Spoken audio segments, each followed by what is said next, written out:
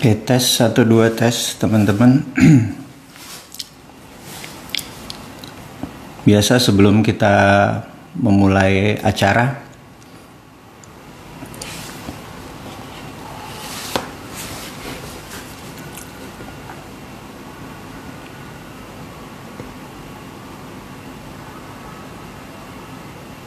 oke, baik teman-teman dimanapun, tolong suara dicek dulu apakah suara saya cukup jelas.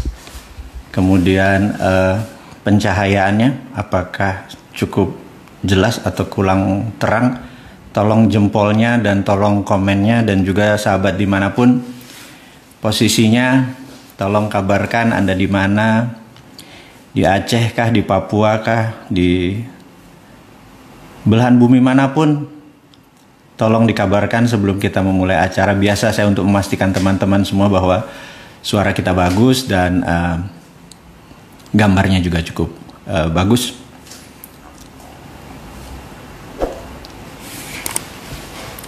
Acara kita hari ini seperti biasa, kita memberikan julukan baru di acara kita, namanya Mardiguan. Jadi kita memilih malam Senin atau Minggu malam, di mana besok kita akan bekerja, kita akan berbisnis, kita akan berusaha atau apapun yang akan kita lakukan besok, di mana mudah-mudahan informasi apa yang kita berikan hari ini bisa mendapatkan sesuatu. Juga kepada teman-teman dimanapun, di Indonesia bagian timur tentunya sekarang udah jam 10 malam, dan di Indonesia bagian tengah, di Bali, Sulawesi, Nusa Tenggara, dan lain sebagainya, Anda sudah masuk di wilayah jam 9, dan di Indonesia bagian barat jam 8 harusnya udah pada sholat isya, semua sudah pada makan malam. Dan terima kasih sudah bergabung dengan Bosman Sontoloyo ini, di mana kita akan berdiskusi santai, tapi pasti informasi baru.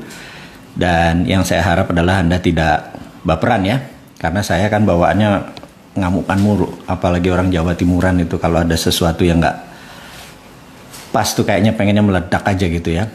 Terutama kalau berbicara tentang geopolitik yang saat ini di Indonesia yang terjadi. Baik, kita akan mulai sekitar 30 detik lagi. Jadi kalau ada yang mau ke toilet mungkin masih sempat, sebelum mendengarkan provokasi dan cerita-cerita dari Bosman ini. Jadi tolong teman-teman dimanapun Anda berada, tolong dikabari posisi Anda di mana, di Madura kah, di Timika kah, di Sorong kah, di Aceh, di Betawi, di Jakarta, di Serang.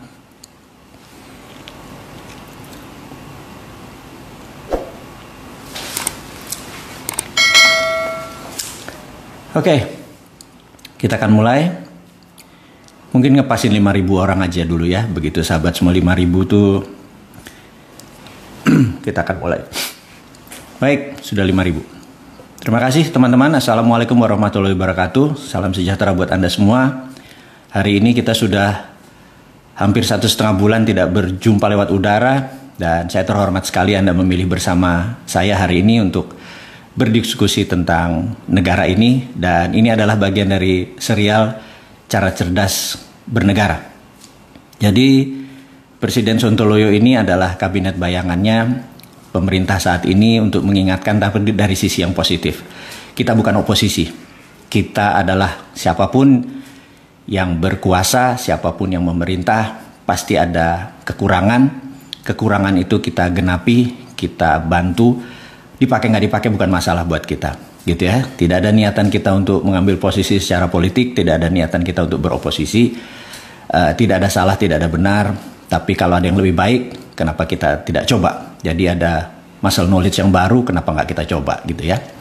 Dan ini adalah zamannya VUCA world atau uncertainties-nya banyak sekali. Baik, saya akan mengumumkan pertama adalah sebelum ke topik kita, cara cerdas bernegara, kita akan menginformasikan bahwa bagi sahabat yang sudah mempunyai akun Dinaran mulai minggu depan Anda bisa mengambil emasnya kalau Anda berminat. Misalnya Anda punya uang 5 juta, terus Anda mau mengambil emasnya sekitar 2 atau 3 gram, Anda bisa menghubungi customer service, fisiknya Anda bisa ambil dan Anda simpan di rumah.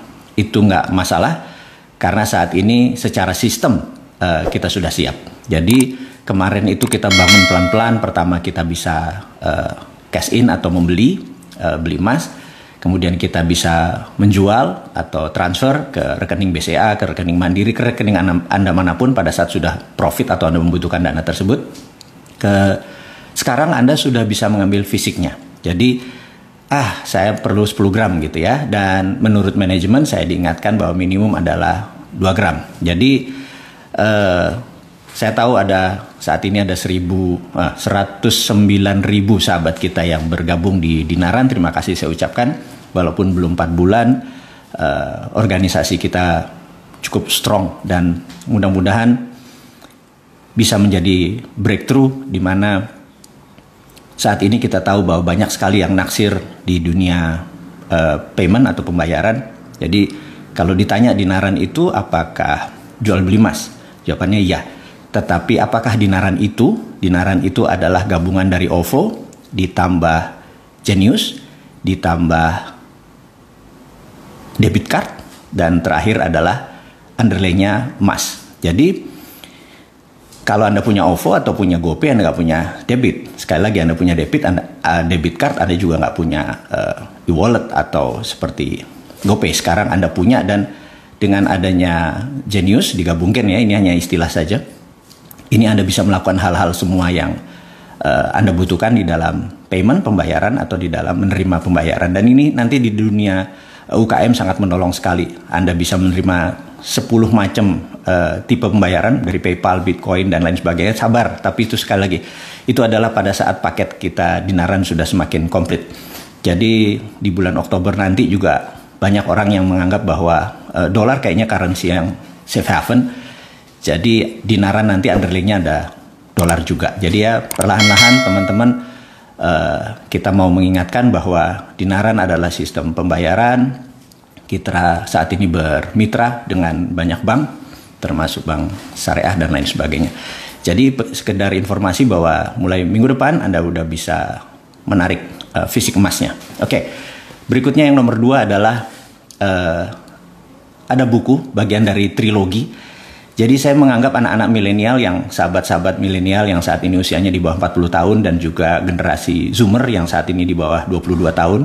Jadi saya merasa kalian adalah 62% populasi Indonesia. Saya merasa 4 tahun lagi Anda adalah the game changers. Anda yang memutuskan ke kiri ke kanan negara ini adalah Anda. Dan saya berharap adalah Anda yang masuk ke dalam pemerintahan, ke dalam decision maker. Saya sudah capek dengan yang tua-tua ini, terutama bukan tua umurnya, tetapi old mind-nya. Karena kita tahu old mind doesn't work, old system doesn't work. Nanti kita akan jelaskan ke sana. Dan buku trilogi atau 3 cerita tentang geopolitik dan geostrategi dan geoekonomi, ada 3 ya, bahwa kita akan mengajarkan dengan bahasa kekinian, dengan bahasa anak muda lah. Jadi kita tahu sejak tahun 98 sampai sekarang pendidikan Pancasila itu tidak sedalam angkatan saya dulu gitu ya. Dan sehingga saya cemas sekali apakah ini pembodohan sebuah bangsa secara sistemik.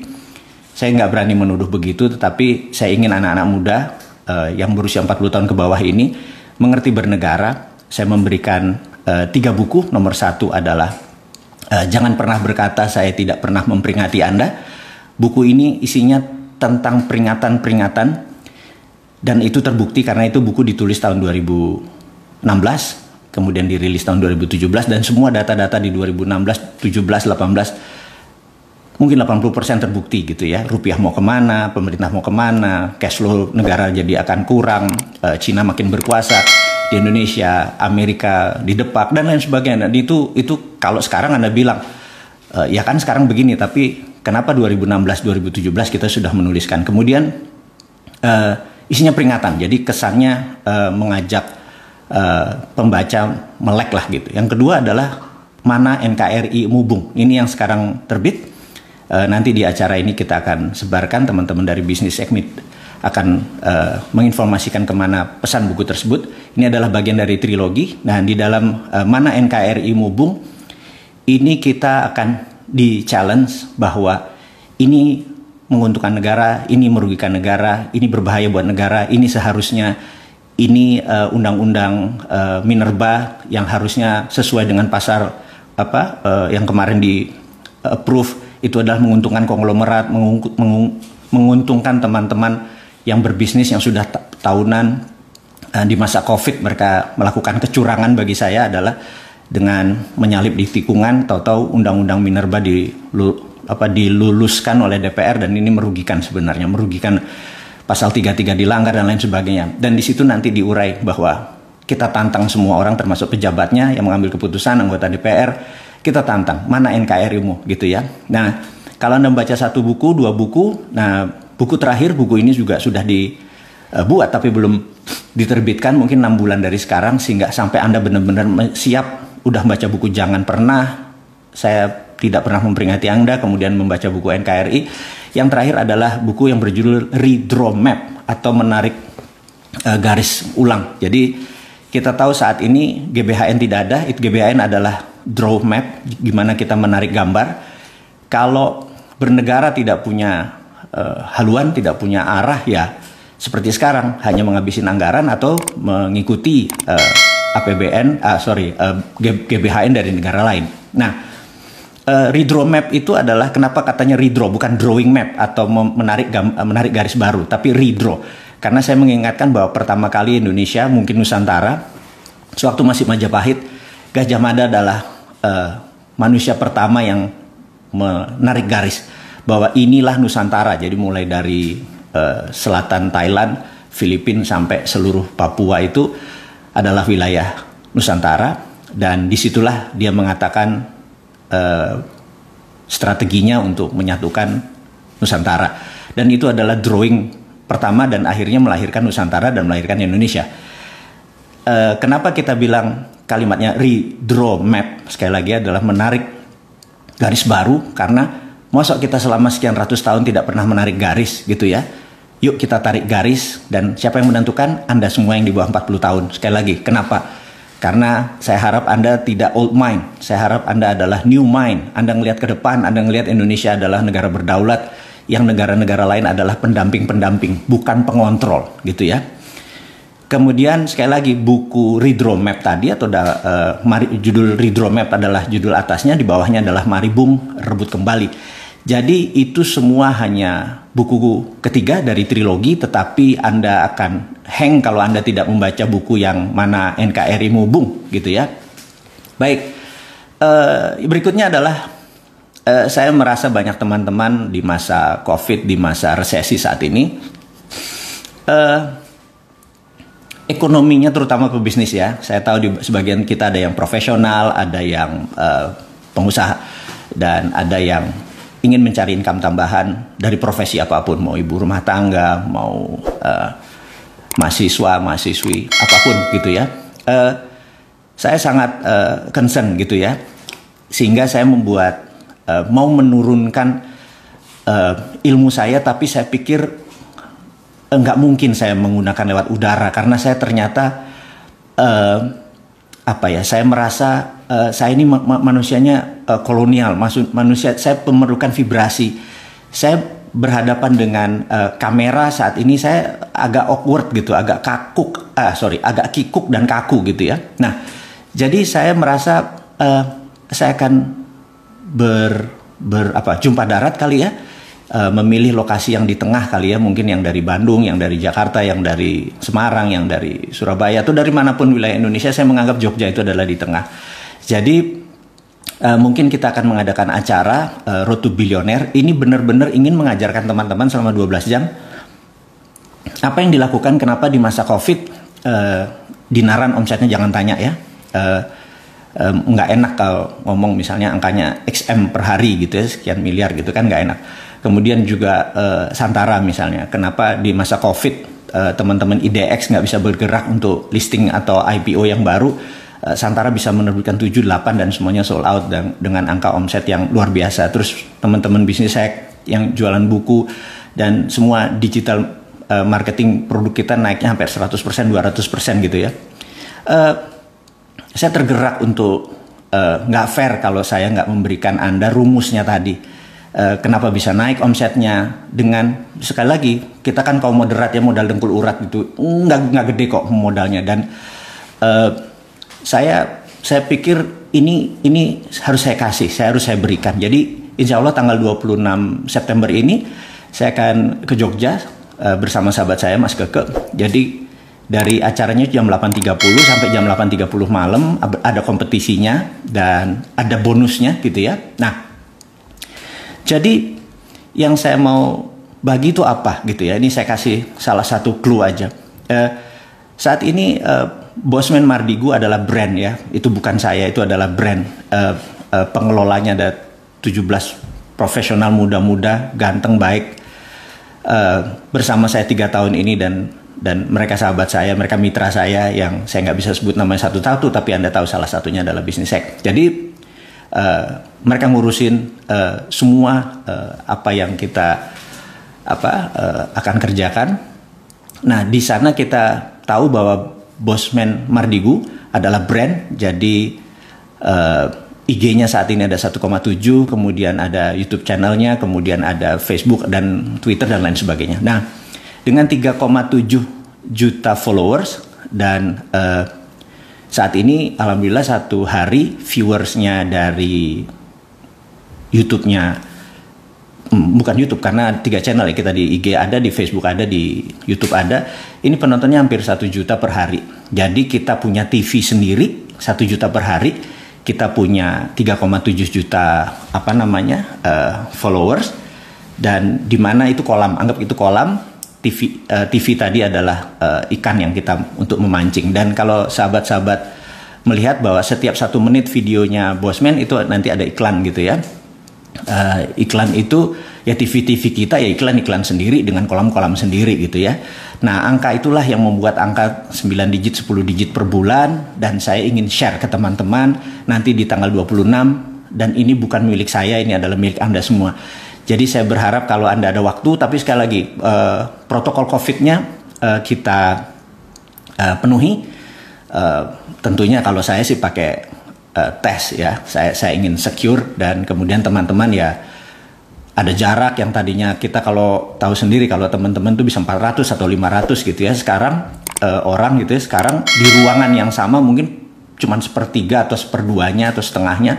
Jadi kalau nanti yang daftar misalnya 200 gitu ya, yang saya tahu saat ini udah 70 orang, 200 gitu, itu ruangannya yang untuk 500 orang gitu, yang untuk acara besar, karena kita memberi jarak, memberi distance, dengan tentunya voice atau sound systemnya kita menggunakan yang paling terbaik, dan juga segala macam semuanya memenuhi protokol COVID. Sengaja kita memilih Jogja sekali lagi karena di sana tengahnya Indonesia saat ini untuk mempermudah teman-teman ke sana. Dan mudah-mudahan teman-teman bisa meluangkan waktu selama 1 hari, benar-benar 12 jam ya di Jogja, kita bertemu di sana. Berikutnya informasi mungkin ini masih terlalu early, tapi saya sudah gregetan untuk tidak mengumumkan, itu nggak tahan saya. Jadi saya sangat peduli sama dunia sineas, dunia perfilman yang saat ini ada 150 sampai 200 film nasional tiap tahun beredar, tetapi kita sangat bergantung pada bioskop. Sementara bioskop saat ini kena masalah COVID. Kedua adalah bioskop ini dikelola atau dipegang oleh beberapa bukan plutokrasi, bukan monopoli juga, oligopoli kali ya, karena lebih dari 2 atau 3, tapi yang mengontrol pasar itu adalah mereka yang menentukan mana yang akan dipasang, mana yang akan tidak dipasang. Jadi banyak sekali film-film bagus yang tidak bisa naik, dan saya tertarik untuk mendigitalkan. Jadi antara Netflix sama bioskop digabungin, Anda tahu, dan itu kita akan umumkan sebentar lagi. Tapi sekali lagi saya bocorin dari sekarang bahwa insya Allah sih nggak lama, bulan Oktober kita udah beta tes, sudah segala macam, sudah bagus. Tapi sekali lagi saya nggak tahan untuk tidak menginformasikan ke sahabat semua. Jadi kita tahu bahwa bisnis kita semua akan lari ke digital, dan teman-teman yang nanti ikut di acara di Jogja juga Anda akan menjadi digital. Kita ada tool yang akan kita kasih ke sahabat semua, tool, bener-bener tool. Jadi bukan ngajarin hanya motivasi yang ayo dong kakak kamu bisa itu di tempat lain gitu ya. Saya bukan motivator, saya ngomong begini aja di teman-teman saat ini ada 7.400, saya segemeteran gitu. Saya dari tadi tanya udah makan belum, saya bilang gitu, karena saya tuh nggak biasa ngomong panjang gitu ya. Kalau nulis, kalau sebagai shadow cuman pakai suara doang saya lebih nyaman. Jadi sekali lagi kita akan masuk ke topik kita, cara cerdas bernegara. Sahabat semua, saya mengucapkan terima kasih kepada para buzzer. Saat ini buzzer adalah punya income yang besar dan bagus. Saya yakin, saya melihat beberapa teman-teman melaporkan bahwa banyak sekali buzzer itu sudah menyerang Bosman dengan sangat masif. Jadi mereka punya blog sendiri, punya vlog sendiri, punya YouTube channel sendiri, punya IG sendiri. Tapi sayangnya mereka tidak menggunakan nama yang benar. Mereka menggunakan nama-nama yang tidak berwujud, nama-nama yang aneh, gambarnya anjing dan lain sebagainya. Dan komen-komennya mereka benar-benar hanya membantah apa yang kita buat gitu, nggak pakai teori-teori, pokoknya membantah aja gitu ya. Dan itu saya senang sekali karena artinya mereka jadi dapat income, dapat pendapatan, dan saya yakin anggaran buzzer tahun depan naik karena salah satunya adalah membungkam si Sontoloyo ini. Jadi saya pikir kepada Pak Buzzer, kita berkompetisi sehat. Yuk kita duel terus. Saya menantang Anda bahwa jangan sekedar mengkritik atau mengcounter apa yang kita tulis atau apa yang kita video kita kirimkan, tetapi gunakan argumen-argumen Anda yang kelihatan keren. Kalau nggak Anda yang kelihatan norak gitu ya. Jadi kelihatan kampungannya, nggak pakai tampang, nggak berani jumpa darat dan lain sebagainya. Jadi kalau kita ada mukanya, ada jumpa darat juga kita siap, kita berargumen secara sehat juga siap gitu ya. Nah, itu baru namanya laki-laki punya biji gitu ya, gitu. Jadi di sini saya mengingatkan bahwa yuk kompetisi itu sehat gitu ya. Kompetisi itu harus ada argumennya dan argumennya itu benar-benar proven method, bukan asal congornya doang dan minta referensinya mana, bukunya mana, kutipannya mana, monggo kita diskusi. Oke. Yang berikutnya adalah kita tahu bahwa 2 kali growth ekonomi Indonesia atau dunia turun itu masuk masa resesi. Jadi saya yakin bahwa nanti di bulan September ini kita masuk resesi, di mana pengumumannya mungkin Oktober atau November, dan apa yang terjadi pada saat Indonesia dideklar resesi. Jadi menurut saya pada saat Indonesia dideklar resesi, 10% manusia Indonesia yang mengontrol 70% ekonomi Indonesia akan shutdown. Jadi kita yang 90% ini akan rebutan di daging atau mungkin tulang di 30%. Sangat-sangat tough ini ada. Dan pertanyaannya, ini berarti quarter kedua kita negatif, quarter ketiga kita negatif. Pertanyaannya di akhir tahun apakah negatif atau tidak? Di situ gamblingnya ya. Kemudian saya teruskan lagi, apa yang terjadi kalau ternyata di akhir tahun itu negatif atau di kuartal keempat kita negatif, yang diumumkannya adalah Januari tahun depannya. Kalau itu memang benar-benar terjadi, maka kita udah masuk step satu lagi. Begitu 2 kali 2, resesi dikali 2 kali itu masanya krisis. Jadi kalau sampai pertengahan tahun 2021 ternyata kita 4 kali minus kuarternya, maka kita masuk masa krisis. Dan mungkin di masa ini ekonomi Indonesia atau masalah perekonomian di Indonesia akan kena di puncaknya, di mana COVID saat ini belum ditangani dengan baik, dan saya sangat peduli dan sangat concern dengan banyaknya tenaga medis yang harus sacrifice. Dan saya jauh-jauh hari di bulan Maret bilang garda terdepan adalah sahabat-sahabat kita medical person atau tenaga medis yang ternyata harus berkurang 100 saat ini, dokter dan sebagainya, belum lagi tenaga medis yang lainnya. Ini sangat miris dan ini harus kita bantu selesaikannya. Jadi sahabat semua yang kembali lagi ke masa krisis dan resesi tadi, kita terusin lagi ya. Kalau ternyata ini tak setahun ke depan jadi 8 quarter ternyata negatif, kita masuk depresi. Saya nggak yakin kita akan masuk depresi atau Great Depression, saya nggak yakin. Tapi krisis itu masih possible. Nah, apa yang akan kita lakukan kalau krisis itu terjadi? Oke, sabar. Itu saya mengambil poin-poinnya dulu. Sekali lagi kita akan masuk ke topik berikutnya. Jadi tadi krisis dan resesi hanya ambil gambaran ya. Oke, kemudian kita bicara ke internasional dulu. Kita tahu bahwa bulan November ini Amerika akan menjadi ajang pertarungan baru, yaitu pemilihan presidennya mereka. Nomor satu adalah Trump kayaknya harus bekerja keras karena rating dia jeblok jauh sekali, dan mungkin apakah dia akan menggunakan cara kasar, declare war, saya nggak tahu gitu ya. Terus apakah orang kaya Amerika selama 4 tahun dia berkuasa itu happy? Itu saya juga nggak tahu. Tetapi yang saya tahu adalah, ini seandainya nih ya, ini kita kan lompat sedikit supaya ada refreshing daripada dengerin Bosman ngomong tentang politik toto kekencengan terus ada yang marah-marah. Tapi ini pengandaian aja. Jadi Trump itu adalah orang yang pebisnis, juga punya kuasa. Jadi dulu ya, gimana cara dia nolong teman-temannya yang waktu membuat dia menjadi presiden. Jadi caranya gini, dia bisa serang Alphabet, pemilik Google, dimaki-maki Alphabetnya, kemudian sahamnya turun 6-7%. Begitu turun 6-7%, apa yang terjadi? Teman-temannya pada beli semua. Sudah posisinya pada beli, ada yang pakai margin trading. Jadi masuk margin trading itu modalnya 1.000 tapi bisa beli 2 kali atau 3 kali lipat gitu ya. Kemudian gak lama kemudian, setelah dalam posisi beli semua teman-temannya, termasuk dia kali ya, kemudian dia menyatakan bahwa Alphabet, Google dipuji-puji dan lain sebagainya, dikasih apalah gitu ya, yang membuat saham itu naik 10% gitu. Anda bayangkan, kalau dia naruh $1 juta, margin trading toto dia dapat 3-4 juta dolar.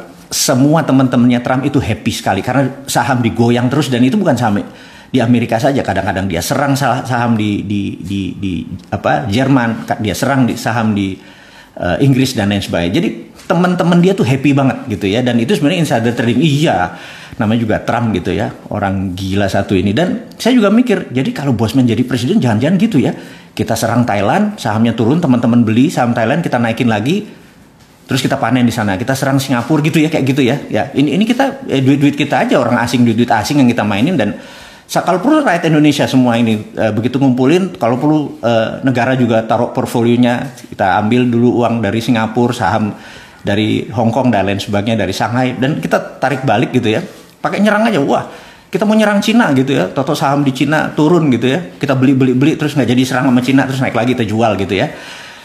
Mungkin satu bangsa kita akan bebelah gitu ya. Saya minta komisi aja kalau gitu. Jadi itu sah, itu sah. Kita menggunakan power kita untuk kemaslahatan masyarakat. Kayak gitu boleh juga kayaknya ditiru idenya Trump gitu ya. Pertanyaannya, kalau orang-orang kaya di Amerika dan orang-orang yang memanfaatkan Trump itu happy, harusnya dia 4 tahun lagi. Tapi sekali lagi, sekarang landslide, itu jauh sekali sekarang jaraknya. Dan Kamala, wakil presidennya Biden, Kamala tuh kalau menang, dia pasti teriak ala Medan tuh, Kamala kalau dibalik alamak gitu ya. Oke. Dia menggunakan strategi kampanye yang menarik. Dan ini bisa memukul Trump. Kampanye begini, bahwa di negara-negara yang pemimpinnya wanita, ternyata COVID-nya terendah. Jadi contoh ya, New Zealand itu pemimpinnya wanita, Perdana Menterinya, kemudian Finlandia, kemudian Jerman, kemudian Taiwan, itu mereka yang pemimpinnya lady, wanita, itu ternyata tingkat COVID-nya rendah karena memang bernegaranya pakai hati gitu ya, bernegaranya pakai hati. Kalau pakai pikiran ya kayak sekarang ini dianalisa terus gitu, karena when you too much analyze, you paralyze. Kebanyakan nganalisa itu ya lu lumpuh, kaku gitu ya. Nah, sementara ibu-ibu lady itu dia punya hati, gimana dia bisa menyelesaikan masalah bangsa ini. Jadi saya tertarik, ya juga ya. Dan Kamala promosinya boleh juga, dia bisa pukul bahwa kalau saya punya hati untuk menyelesaikan masalah COVID karena pakai hati gitu. Jadi saya kepikir, oke, kalau kita mau jadi presiden kayaknya perempuannya siapa nih ya gitu ya. Ini ngayal, sekali lagi ngayal kan ini contoh aja gitu ya. Nah, tapi sekali lagi lady yang kayak apa gitu ya. Karena di dalam bahasa Inggris itu ada namanya girl, kemudian woman, kemudian lady gitu ya. Mak-mak kategorinya saya bingung nih. Mak-mak itu lady atau woman, atau mungkin not girl but not woman gitu ya, kira-kira girlnya not yet a woman tapi udah nggak girl lagi gitu lah. Itu mak-mak di mana, tolong dijelasin. Yang jelas bukan mak-mak katanya. Jadi mak-mak harus naik derajatnya jadi lady baru dia bisa memimpin dan menghilangkan COVID gitu ya. Jadi kalau begitu dapat ide gini di Indonesia, kalau gitu pemimpinnya cewek aja nih untuk menyelesaikan masalah COVID sebagai leadernya gitu ya. Kayak sekarang cowok kayak nggak kelar-kelar nih gitu. Ini hanya ide aja. Ini hanya mungkin anggap cuman usulan-usulan ya teman-teman. Jadi kampanyenya Trump saat ini diserang oleh Kamala dan Kamala punya angle yang menarik. Sekali lagi di dunia politik untuk mencari hati Anda harus mempunyai sudut-sudut yang menarik. Saya pikir Kamala very interesting dia ambil sudut angle-nya. Oke. Yang saya mau menceritakan juga minggu lalu saya ketemu, saya ditelepon sama seseorang yang saya nggak kenal, tapi dia di refer oleh teman saya, seorang partner bisnis saya. Dia bilang sebuah perusahaan dari Swiss namanya Metallor mau berbicara dengan Anda. Saya bilang kenapa gitu. Jadi dia bilang kami lagi mencari tambang di Indonesia, tapi bukan mau beli tambangnya, tapi mau membeli mineralnya. Terus akhirnya kita melakukan Zoom talking, kita berbicara melalui Zoom, satu dari Switzerland, di Swiss, yang satu dari Singapura. Dan kesempatan itu saya bertanya karena saya bilang, Anda udah berapa lama di Singapura? Udah cukup lama, tapi setahun ini kami mempunyai mini refinery. Saya bilang, refinery seperti apa? Pemurnian seperti apa? Ada elektrolisis, ada segala macam. Ada anoda, katoda, segala macam. Produknya ada gold, ada PT, ada platinum, ada macam-macam. PGM, semua precious group metal ada. Oh oke, interesting. Raw materialnya dari mana? Kami beli ingot, kami beli dore. Jadi dia tidak memberi bullion, dia tidak membeli emas yang 99% gitu ya. Tapi dia memberi bahan yang setelah dari proses tambang, kan ore ya, berupa batuan atau tanah, di semi proses, menjadi solid. Ingot atau dore itu mungkin kadar emasnya 50% atau mungkin 40%. Dia beli dengan diskon, kemudian diproses menggunakan elektrolisis dan lain sebagainya, di refine, dimurnikan di Singapura. Saya bilang, udah berapa lama, udah berapa banyak Anda beli? Kami bisa menggunakan yang formal, tapi juga ternyata kami banyak membeli dari illegal miner. Jadi tambang-tambang rakyat yang illegal itu dia beliin. Saya pikir nggak salah nih, dan angkanya tonasenya gede sekali, dan itu tidak menguntungkan kita sebagai devisa negara. Itu hilang tuh sebenarnya, karena aset kita yang hilang. Itu yang buat saya gregetan. Yang jual ini bener-bener nggak NKRI ini, bener. Karena dia menjual tanah air beneran gitu ya. Karena mungkin ya pejabat di atasnya juga menjual tanah air, ya yang di bawah juga menjual tanah air ya. Ya itulah, karena modalnya kita itu gitu ya. Sementara Swiss adalah negara yang nggak punya sumber daya alam. Laut aja nggak punya, dia nggak punya angkatan laut gitu. Dia bener-bener landlocked. Jadi nggak punya angkatan laut. Jadi satu-satunya negara yang lebih memilih berdamai atau menjadi negara penengah. Nah, Swiss, saya ingat 200 tahun yang lalu, Swiss ini satu-satunya negara yang mempunyai Swiss Metal Bank. Jadi dia mengumpulkan metal-metal itu di Swiss. Jadi ada nikel, platinum, ada tantalum, ada osmium, ada europium, ada germanium, dan lain sebagainya, barang-barang yang dikumpulin sampai selama 200 tahun, dan itu menjadi underlying untuk terbitnya Swiss franc. Jadi ini yang saya tertariknya adalah mereka mengumpulkan fisiknya tadi, dan mereka menawarkan dinaran. Jadi kalau dinaran memerlukan, misalnya gini, kalau ada ini angka dari langit sekali lagi, mohon maaf sahabat semua. Kalau ada 1 triliun dana di dinaran, itu kan memerlukan 10 ton lebih. Oh ya, kira-kira 10 ton emas. Dan Antam produksinya berapa? 2-3 ton. UBS paling 2-3 ton. Berupa emas ya, kalau tambang mah besar. Terus kalau Freeport, Freeport adalah tambang tembaga yang fisiknya dia taruh di Okinawa, fisiknya 100 ton per tahun, itu ya di Okinawa. Kita nggak pernah dapat apa-apa. Itulah selama 30 tahun gebloknya nggak ngerti ngelola tambang yang ini. Malas saya. Ini kalau gini emosi gue udah mulai naik nih ya. Kita lompat sebentar, balik lagi. Kita sampai mana tadi? Oh, sampai Metallor. Jadi dia bilang, ya udah, kamu bayar 20% atau 10% DP-nya, kemudian nanti kita kasih letter bahwa setiap ini ada jaminannya dari kami gitu ya, sehingga pada saat Anda perlu fisik ya Anda tinggal bayar sisanya, kita kasih fisiknya gitu ya. Tapi yang jelas papers kami dukung. Dan rupanya perusahaan kayak kayak Dinaran ini ada 10. Yang satu mungkin kita private sector, tapi yang 9 negara. Jadi Metallor menjadi underlaying-nya Singapura, dia beli surat berharganya emas tadi, dia terbitin Singapura dolar gitu ya. Nah, karena orang juga nggak nanya fisiknya, dia keluarin letternya, dan dia bisa dengan dengan tonase yang sama, dia bisa terbitin ke Filipina, ke Malaysia dan lain sebagainya. Itu yang saya gregetannya adalah dia pinter sekali gitu ya. Ini negara nggak punya sumber daya alam tapi bisa melakukannya di negara sekitarnya. Dia kelola metalnya. Jadi bukan tambangnya tapi metalnya. Karena metal bisa jadi papers gitu ya, tapi tambangnya tidak. Nah, inilah yang saya pikir di tahun 1955 Pak Karno adalah presiden yang luar biasa. Dia sangat visioner gitu ya. Nah, di mana tahun 55 adalah Indonesia baru 10 tahun merdeka. Bayangin, 10 tahun merdeka, tahu-tahu bisa mengajak pemimpin dunia ke kota kecil yang namanya Bandung, bukan Jakarta loh. Bayangin, Anda mundur setback ke tahun 55 di konferensi Asia Afrika. Bisa bayangin ya, yang datang itu ada tokoh-tokoh seperti siapa kakeknya Kim Jong Un itu Kim Il Sung ya. Kemudian ada Mao Zedong datang, kemudian ada Gamal Abdul Nasser, kemudian ada Zulfikar Ali Bhutto. Itu legend semua. Itu adalah Nehru datang, pemimpin India. Kenapa mereka bisa datang ke Indonesia? Karena waktu itu Pak Karno tahu SDA kita, sumber daya alam kita itu kalau dimineralkan, ini menjadi underlying daripada currency rupiah yang akan lebih stronger dari dolar gitu ya.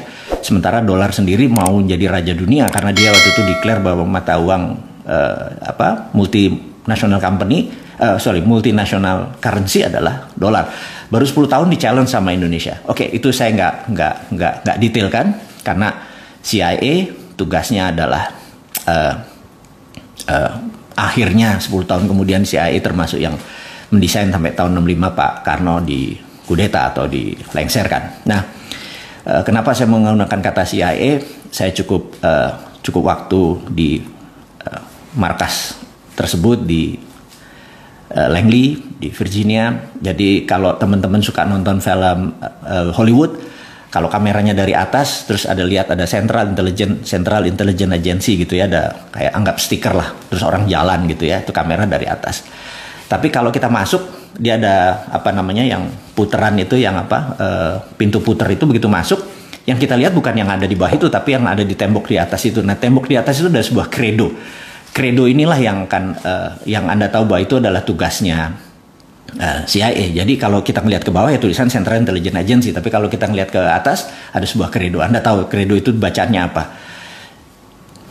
Bacaannya adalah protect dolar. Jadi tugas CIA 1 di seluruh dunia ini adalah protect dolar. Itu tulisannya, protect dolar. Jadi teman-teman semua bahwa nggak gampang Anda menjadi ingin mengalahkan negara yang dikuasai yang punya 800 pangkalan militer, dari yang mulai fisik yang besar seperti di Subic di Filipina sampai yang sekedar safe house yang ada di Indonesia juga ada kali beberapa, kemudian di seluruh negara dunia ada safe house di mana mereka pasukan kecil tapi elit, mereka bisa melihat ini mau kemana arahnya sebuah negara. Mereka punya pasukan seperti itu, dan di sini tidak memungkinkan Indonesia menggunakan sistem yang nakal gitu ya. Tapi sekali lagi saya suka mengingatkan pemerintah, ini mumpung Cina sama Amerika lagi perang, yuk kita terbitin rupiah pakai underlayingnya sumber daya alam gitu ya. Sekali lagi, old mind doesn't work. Jadi pemimpin-pemimpin yang pakai old mind tuh, ini bosman ngomong apa nih, sontoloyo nih orang nih ngomong apa, ganggu aja lo, kita lagi redenominasi atau lo ngomong tentang rupiah kayak geledek di siang hari terus kita kekeh gitu ya, mengingatkan. Karena saya pikir kalau nggak kapan kita berdaulatnya, maksudnya kita minjem proyek dari Cina kita dibayarin atau minjem IMF dolar lagi gitu ya, ngutang terus gitu ya. Itu kalau bansos sekarang diubah jadi banpres, bantuan presiden 31 triliun. Sementara kalau hutang negara, kalau bantuan presiden harusnya dibalik bos. Bantuan negara, hutang presiden gitu. Itu baru jantan gitu ya. Nanti kalau kita jadi pemimpin, kita ingatkan siapapun itu, kalau kita mengutang ya kita bilang ya hutang presiden. Jadi akhir jabatan ya hutang tersebut harus lunas gitu kan. Janganlah dibawa ke pemerintah berikutnya. Jadi ya jantan lah, ngutang sekian ya lunasi di akhir jabatan gitu ya. Oke. Dan kalau bantuan ya bantuan negara atau bantuan pemerintah, jangan bantuan individu, bantuan menteri gitu atau bantuan, janganlah, jabatan jangan dibawa-bawa lah. Oke. Kita akan masuk ke setelah memaki-maki, memarah-marah, menggeser-geser otak teman-teman, kita harus kasih solusi. Nah, ini yang seru nih. Kita harus tetap kasih solusi. Kita kan bernegara ala bosman, bernegara ala milenial yang nanti ya, harus ada solusi. Solusinya gimana? Begini. Saat ini hal yang paling menyebalkan adalah sistemnya namanya pre-accounting. Pre-accounting, nah ini istilah baru lagi. Pre-accounting itu misalnya gini. Sebelum kita melakukan sesuatu, kita harus pre sebelumnya. Contoh, kalau kita mau buat rumah, kita harus punya IMB. Benar nggak?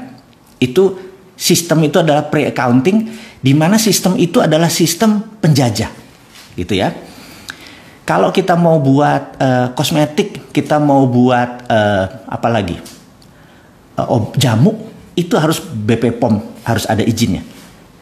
Mau buat pupuk, itu harus pokoknya segala macam tuh ada izinnya dulu. Apa yang terjadi kalau 2 tahun izinnya nggak keluar? Sering sekali. Dan apa yang terjadi? Kita kalah uluran terus.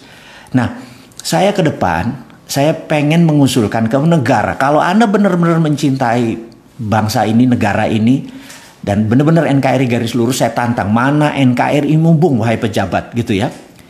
Gimana kalau kita ke depan kita lakukan namanya post accounting. Post accounting ini gini. Misalnya dia mau buat pabrik kosmetik untuk pemutih, untuk membuat body butter, apapun itulah, banyak sekali, atau sabun gitu ya, yang untuk kecantikan. Kemudian ya udah dia izin, buat aja, nggak usah pakai izin. Begitu barangnya sudah jadi, kan ada standarnya, dikasih tahu bahwa kadar ininya harus sekian, nggak ada merkurinya, nggak ada ini, nggak ada ini, nggak ada ini, gini. Pokoknya kalau ditangkap sama BP POM itu ternyata mengandung hal-hal yang berbahaya, apa yang dilakukan? Yang dilakukan adalah kasih SP3. Begitu ketangkap, sekali lagi tutup pabriknya, gitu ya. Nah, sehingga kita itu apa-apa tuh di belakang, gitu ya. Jadi sertifikat halal segala macam itu nggak usah pakai sertifikat di awal. Semua ini saya kadang-kadang bingung. Harusnya ada sertifikat haram yang ada, bukan sertifikat halal. Karena yang saya tahu seluruh hal di dunia ini kata Allah itu halal, kecuali yang Allah haramkan. Jadi kenapa ada sertifikat halal? Harusnya sertifikat halal, sertifikatnya sertifikat haram, sehingga nggak semua perusahaan harus buang-buang izin gitu loh. Itu kalau benar-benar mau yang namanya bukan pre-accounting tapi post-accounting. Nah, kalau Anda mau buat pabrik, mau buat pabrik mobil, pabrik motor, tenaga listrik segala macam, udahlah sikat aja, udah nggak pakai izin gitu ya. Nah, nanti setelah selesai baru dilihat. Jadi contoh kalau mau buat rumah, bikin aja rumahnya, nanti petugas datang diukur, oke, rumahnya 100 meter, kamar mandinya sekian, total 100 meter nih, tagihannya 2 juta gitu ya. Daripada kita sebelum bangun tuh rumah nyiapin 2 juta sampai 6 bulan baru kelar itu IMB-nya segala macam, kapan dagangnya gitu loh. Jadi saya tahu ini adalah produk penjajah. Penjajah itu kan tidak ingin Indonesia berdaulat waktu dulu menjajah, karena itu apa-apa pre-accounting, apa-apa dilihat dulu, ini boleh, ini enggak, ini boleh, ini enggak gitu kan. Nah, emangnya kita penjajah ini, pejabat negara ini kan enggak gitu ya. Anda jangan kayak penjajah lah pejabat itu. Pejabat itu di belakang, hati-hati mengawalnya. Jadi mau itu jamu, mau itu kosmetik, mau itu pupuk.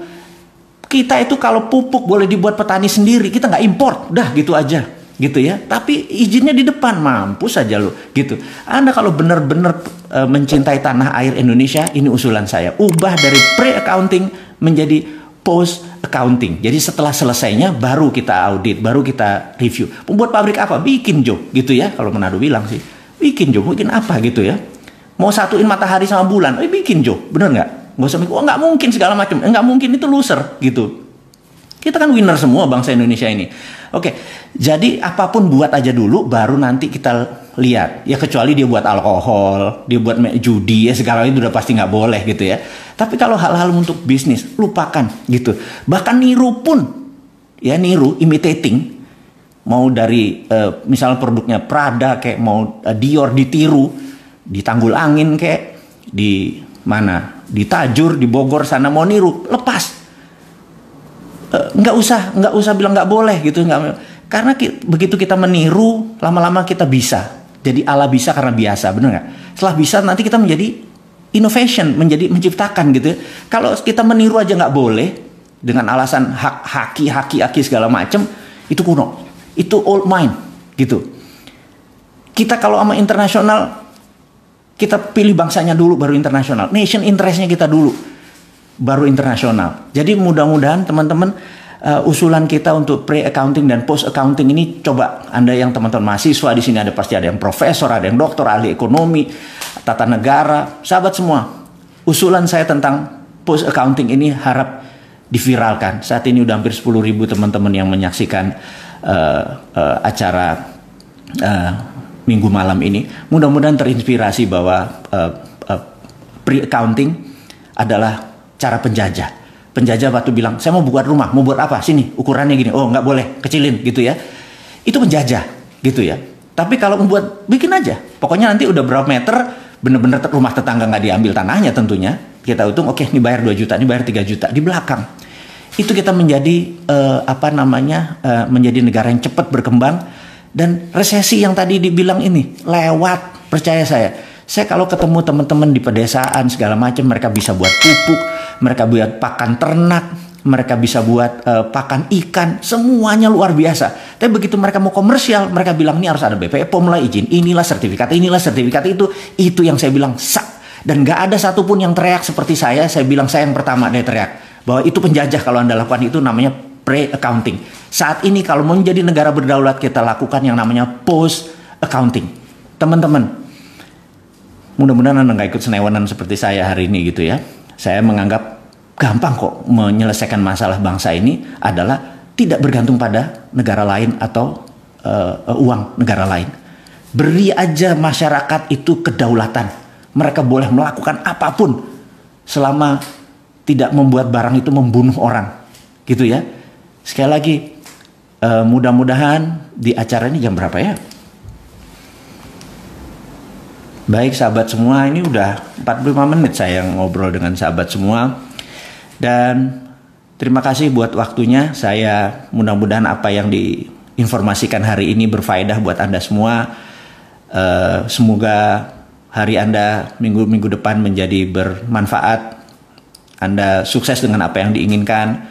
Ada cita-cita ingin menjadi tentara di angkatan laut, di angkatan udara, ingin menjadi pegawai negeri, apapun yang Anda cita-citakan, ingin berbisnis, ingin mencari modal, ingin mencari marketplace, apapun. Saya doakan Anda semua sukses. Tanpa berpanjang lebar, terima kasih atas waktunya. Saya mohon maaf jika ada yang tersinggung, jika pemilihan kata-kata saya tidak berkenan. Dan untuk buzzer, saya ingatkan terakhir, yuk berkompetisi sehat dengan Bosman. Dari saya, terima kasih. Assalamualaikum warahmatullahi wabarakatuh.